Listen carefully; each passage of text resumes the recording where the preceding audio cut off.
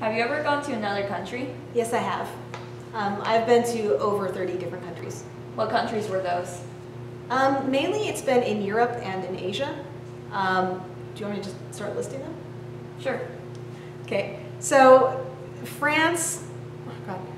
France, Switzerland, Italy, Liechtenstein, Germany, Czech Republic, England, Scotland, Ireland, North Ireland, Japan, Taiwan, Canada, America, Mexico, where was I? China?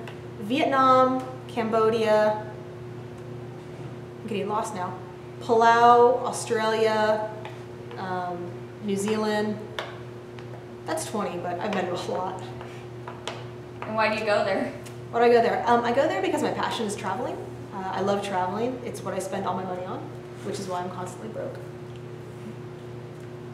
So, I don't know, I'm a big citizen of the world type of person. I believe that you need to get out there and see, you know, the sights, meet the people, eat the food. Me too. Yep, and you can really appreciate the world that way. Did anyone go with you to any of those places? Yeah, actually my first trip ever outside of America is when I went on like a class field trip. When I was a senior, my French class, I'd been in all 4 years of French in high school. About 20 of us, we had to pay money of course, 20 of us visited France and Switzerland, and it was really nice. But after that, it's mostly been solo travel, just because I love backpacking, I love getting out there, I love going off the beaten path. And when you go with a lot of other people, sometimes it can be a bit, because like this person wants to do this thing, you want to do something else.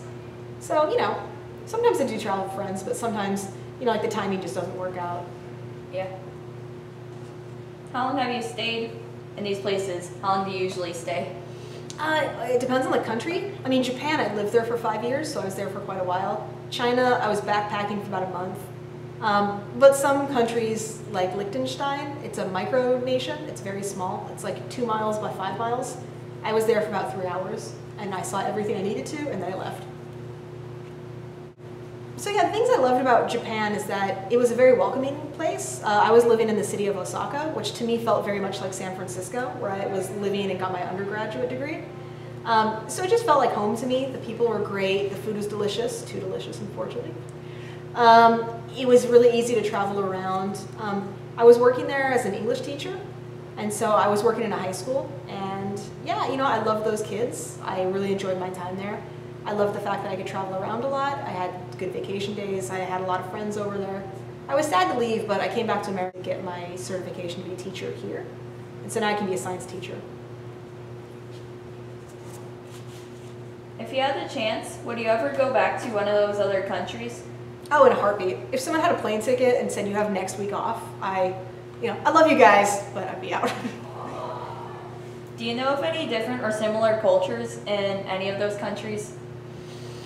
Similar cultures. I mean, every country, even within a country, like every city is going to have like a slightly different culture, a slightly different feel. You know, Osaka is very different than like Kyoto is, and very different from Tokyo. But some countries, like when I was in Germany and then I went to Austria, those two countries were very similar, except Austrians were kind of weird. But they're basically Germans, but a bit strange. How are they strange? They were strange in that just kind of socially awkward, just in general, like all of them. Like me? No, not even you, don't worry.